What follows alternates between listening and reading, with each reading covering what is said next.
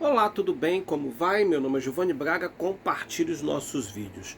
Você já deve ter tido a experiência de se relacionar com aquela figura, com aquela pessoa que adora falar mal dos outros, que adora colocar defeito nas coisas dos outros.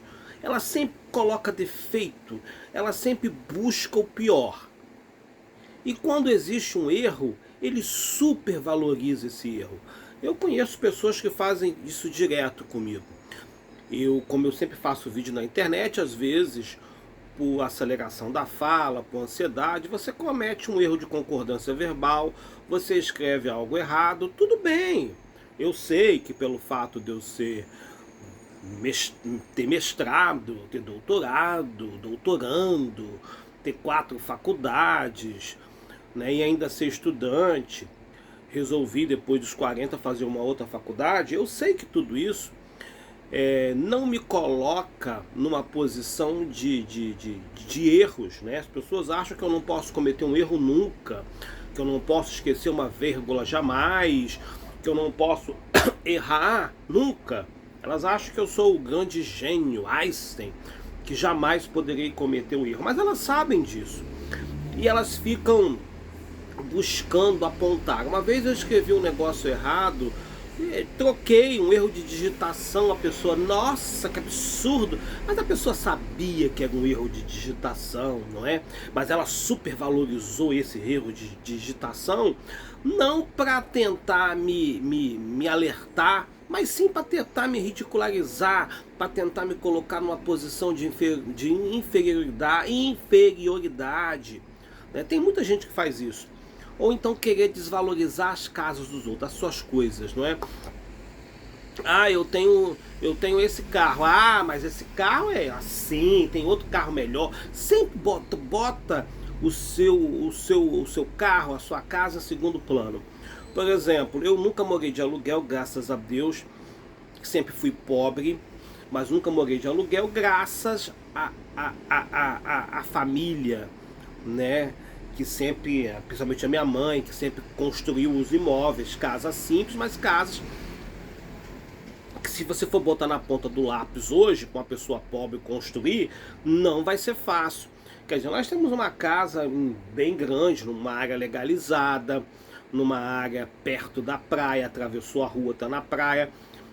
E é na praia de Jacaraípe, tudo asfaltado, água, luz, internet, boa vizinhança, bons vizinhos, uma casa legalizada, não há ponto de alagamento, enfim.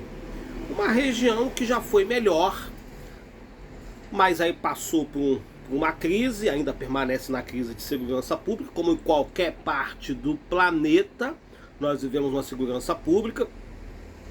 E aí a pessoa, por exemplo, vou dar um exemplo. A pessoa foi lá em casa, nós fomos lá em casa, uma casa simples, mas uma casa de dois andares, deve ser uns 250 metros quadrados. E aí nós atravessamos a rua para ir à praia. Fomos andando para a praia, olha só que bacana. Quem não gostaria de morar num local em que você atravessa a rua e vai andando para a praia? Mas isso para ele não conta. O objetivo é falar mal, é desvalorizar. E ele mora numa área de risco, numa área perigosa. Mas o objetivo dele é desvalorizar as coisas dos outros. Mas enfim, são quantos minutos de vídeo? São 3 minutos de vídeo. Vamos ler aqui esse artigo que está aqui, olha.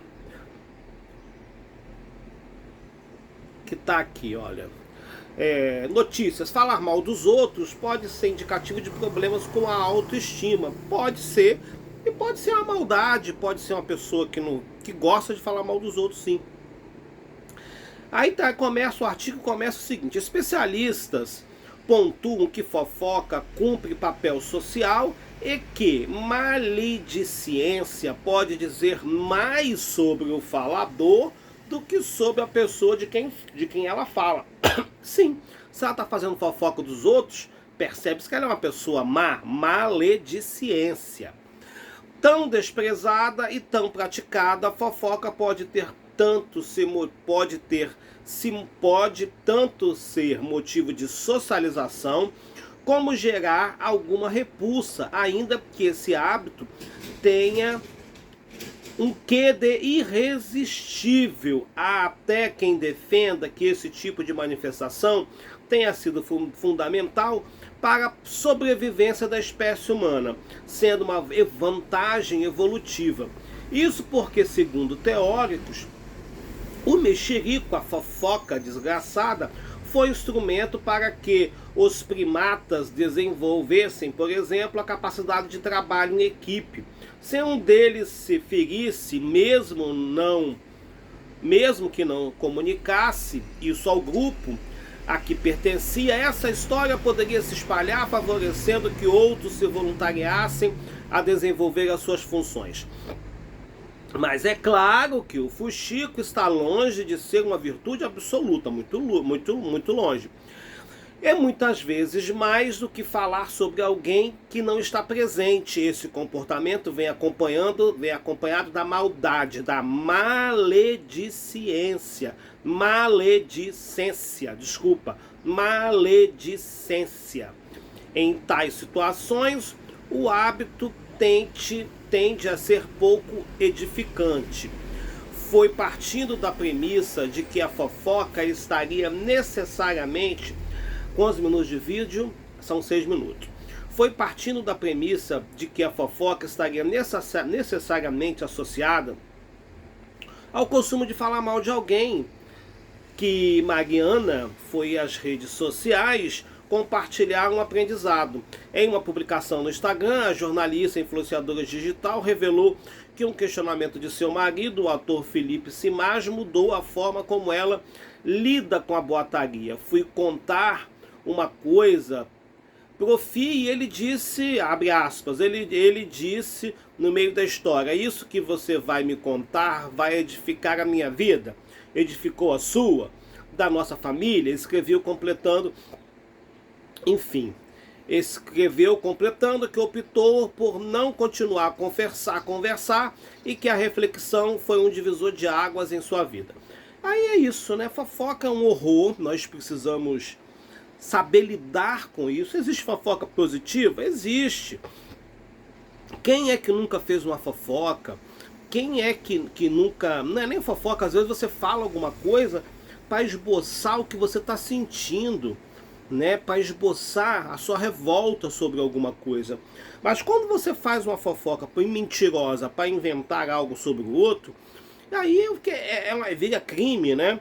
A história... Aí tem mais matéria aqui, mais texto. Vamos ver aqui mais. Autoanálise às avessas. A fofoca como mecanismo de defesa é ratificada pelo também psicólogo Diogo Mendes.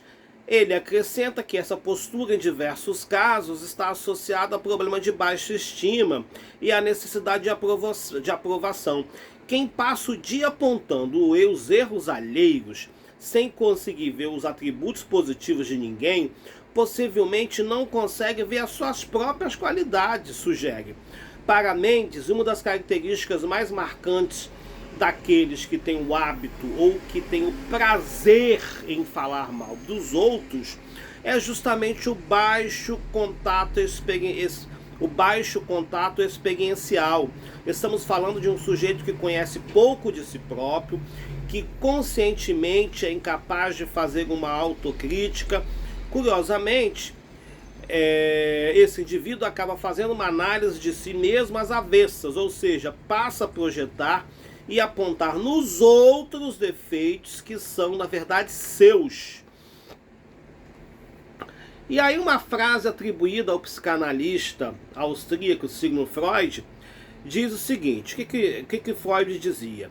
Que resume bem essa situação. Quando Pedro fala mal de Paulo, sei mais de Pedro do que de Paulo. E de fato, a fofoca contra alguém diz tanto sobre seus praticantes que basta participar passivamente de uma situação assim para identificar características do falador e saber o tipo de troca que poderá ser feito.